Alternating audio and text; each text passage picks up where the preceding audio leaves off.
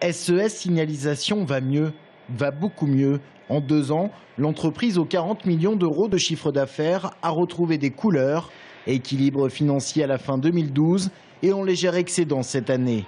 L'entreprise Tourangelle détient 15% du marché français, un marché aujourd'hui saturé, alors les perspectives de développement sont à l'international.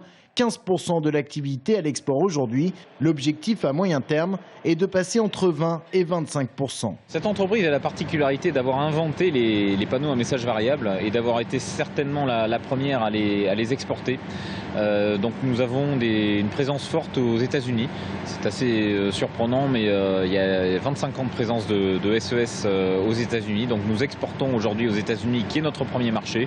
Nous exportons également au Royaume-Uni. Et SES se développe ou se redéveloppe également en Russie, en Afrique ou encore en Irlande.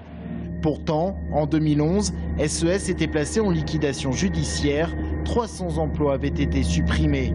Le repreneur, le groupe Maximum, une filiale de Colas, a investi au total plus de 10 millions d'euros pour moderniser l'entreprise.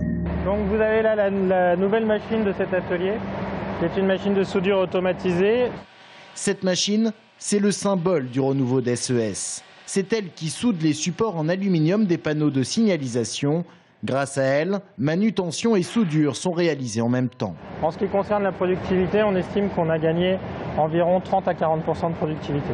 En fait, les vitesses de soudure sont améliorées. Le fait d'être en bifile nous permet de faire à la fois la pénétration et le remplissage sur une même passe. Des investissements et une nouvelle politique commerciale et industrielle qui a permis également à l'entreprise de réembaucher une 50aine de salariés. Cette opération de reprise n'était possible qu'en redimensionnant l'entreprise.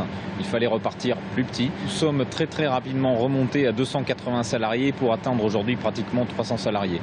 Mais des salariés qui ont dû faire de nouveaux efforts pour plus de souplesse dans l'aménagement du temps de travail.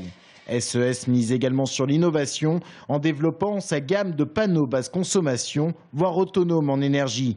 L'entreprise se lance également dans l'éclairage pour tunnels.